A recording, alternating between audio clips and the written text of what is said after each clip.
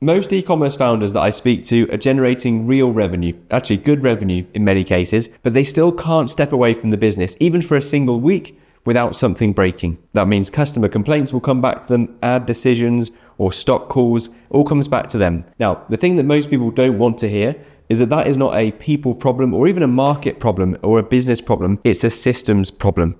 And until you fix that, you're not running a business, you just have a job. And it's a job that you just built for yourself. I've been in that exact position. When I was scaling my own e-commerce brand past £1 million in revenue, I was still the bottleneck for every single decision. Nothing moved without me. And I realized if this business depends on me for it to function, it has no real value. It's certainly not an asset I could ever sell. It has a dependency on me. And that shift in thinking completely changed how I felt about my business. And it's the same shift that I take every founder that I work with through when they hit that inevitable ceiling. So in this video today, I'm going to walk you through the 4 systems that changed everything for me, both in my business and in the businesses of the founders that I work with. Now, these aren't theories, they are installed frameworks. And even if you just put 2 of them in place this month, you'll see an immediate difference. Okay, the first system is the operation system. And let me think, the best way for me to explain how this system works is like McDonald's. So your e-commerce brand needs to run in the same way that McDonald's runs a restaurant. Every single McDonald's around the world produces a Big Mac in the same way. Whether you're in London, in Dubai, in New York, the process is documented, people are trained on that process, and it's followed regardless of who's doing it, regardless of where in the world they're doing it. However, most e-commerce founders run their business in the complete opposite way. For example, their customer service would get handled in a different way every week. Product launches are just done and figured out on the fly, and the ad team is just improvising based on whoever's available at the time. And what happens when you operate in that way is that you, as the founder, become the quality control system for your entire business, and everything flows back to you because there's no documented way for how to do anything in the business. The fix to this, with having a proper operation system, is by putting SOPs in place. And SOPs stand for Standard Operating Procedures. So for every repeatable task in your business, whether that's customer service responses, if that's handling refunds, if that's creating new creatives for your ads, even if it's like supplier communication or order fulfillment, think about everything that happens within your business for it to run. There needs to be a written process that anyone could follow on day one. So I think people realize that it's inevitable in order to have these systems in place so that your business can be given away.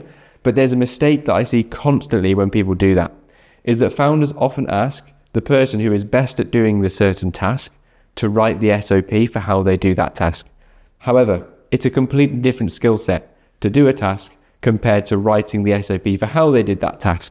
And so instead of just asking the best person to do it, because what you end up with is a not very coherent checklist for how to do things, is you actually need somebody with an operations background or someone that's been trained in operations for how processes work in order to create the best quality SOP for that situation.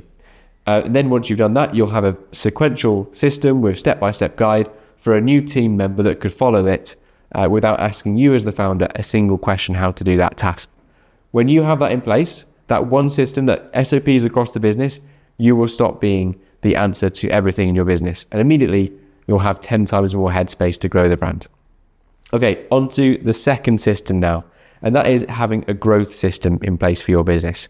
Now, that brings us on to something that I call OKRs, and you might have come across it before. OKRs stand for Objectives and Key Results, and it's the framework that my growth systems are built on. Now, the problem that this addresses is that I see a lot of e-commerce teams where everyone is pulling in a different direction. So your ads agency are optimizing for your ROAS, your customer service team are optimizing for response team, your operations team are just focused on cutting costs. So no one is actually aligned on the true or the actual objective of the business at this stage of growth. And that is where OKRs fix that. Because what an OKR is for your business is that you set a clear business objective. Say, for example, that you're going to reach £100,000 in monthly revenue. And then every role that operates in your business has a key metric that contributes to that overall business objective. So, for example, your ads manager is very clear on the target cost per acquisition that we need to achieve in order to hit that big business objective. Your email person has a revenue goal for their channels that they're managing. Your customer service team manager has a customer satisfaction benchmark that you know needs to be hit in order for you to hit the overall objective. And now, without you having to be in that room, everyone knows what we're working towards as a business.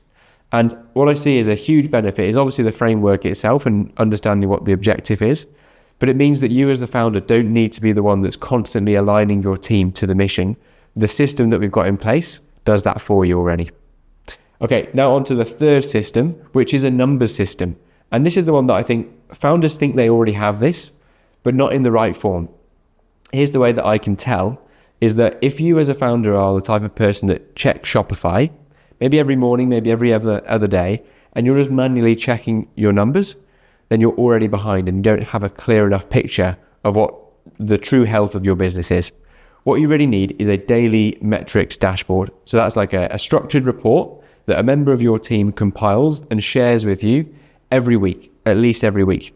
For an e-commerce business, that dashboard is going to include, at a minimum, your revenue for the week, your orders, your cost per acquisition, your revenue per visitor is a handy one, the return rate, the customer service response rate, everything that encompasses the different areas of the business that you know will push you towards the objectives that you have as a business, so that you as a founder and the rest of your team have a quick place to go immediately to put a finger on the pulse of the business and understand where you're strong and where you're weak, and are you hitting the targets that you set for yourself.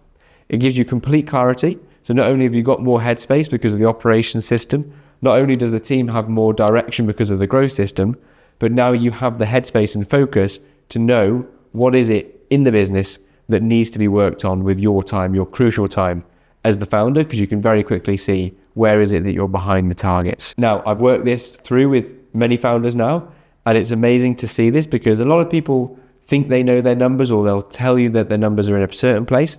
But when you actually get the numbers compiled into a proper dashboard that's putting the metrics live, sometimes the numbers aren't as good as you assume. And actually, it's so good to know that rather than just expecting it to be in a certain position. So you have to have clarity over where your numbers are to make the best decisions to grow. And finally, the founder system is my fourth system to share with you today. And that's the way that you are going to work as a founder. And it's called a 10-80-10 rule. And it ties everything together because it defines what your actual role is in the business as the founder. Because what I see is that most founders that I speak to, they sit at one or two of the extremes. Either they're doing everything themselves, which means that they become the bottleneck to how fast that business can grow, or they've tried to step back completely and the business starts to drift and has no true direction. So the answer to how you work as a founder is, of course, a balance, and it's neither of these extremes, and it is using a framework that is called the 10-80-10 rule.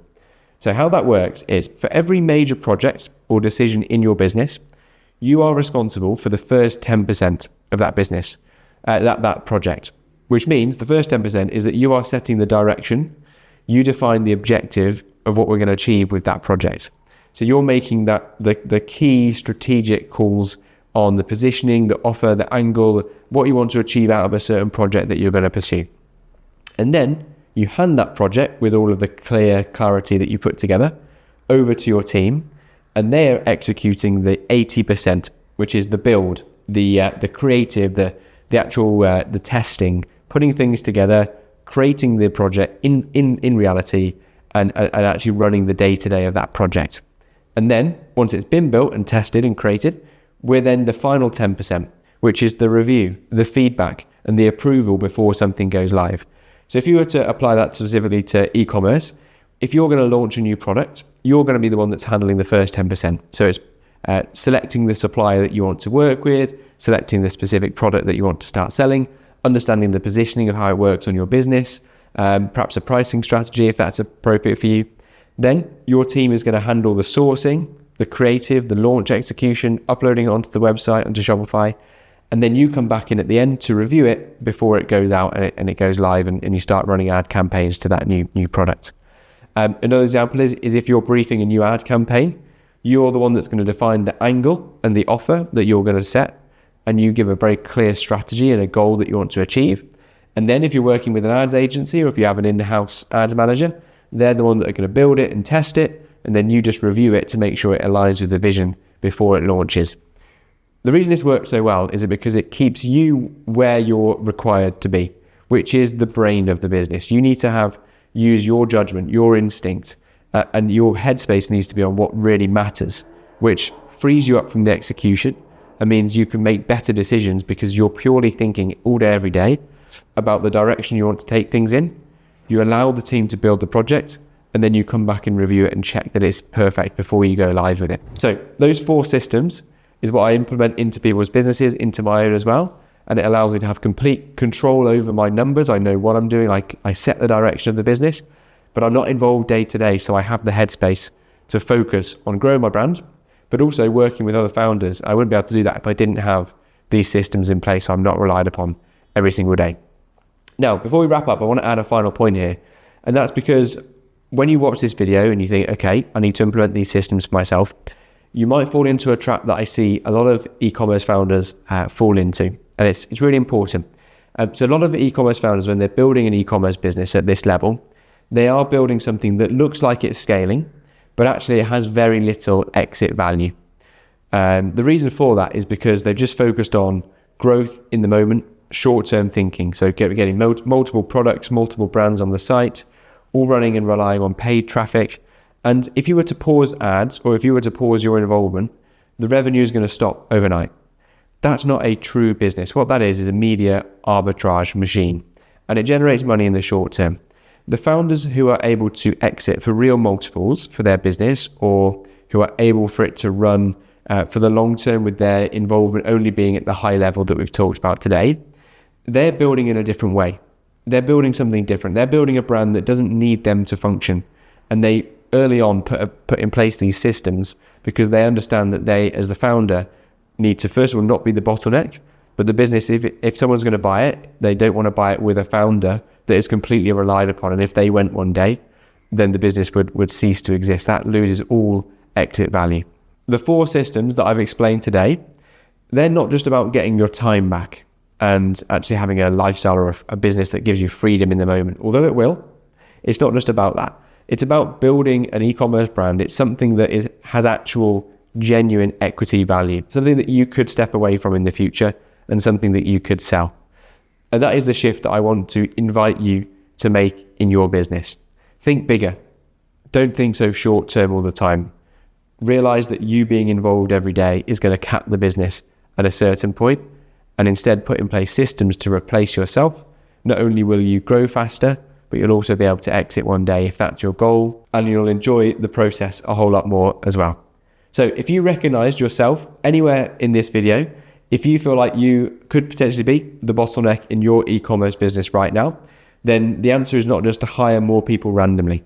It's to build the systems that we've talked about today so that the people you already have or the people that you're going to bring in can get started straight away, operating in a way that leads to a vision that everyone's aligned on, and you have clear visibility over what it is that they're doing, and you set the direction for that as well. So start simple. If you want one takeaway from this video today, it would be to document just one process this week and see how much things start to change when you start to view your business as a machine rather than a job. So with that said, if you found this useful, let me know in the comments today, and I'll catch you in the next video.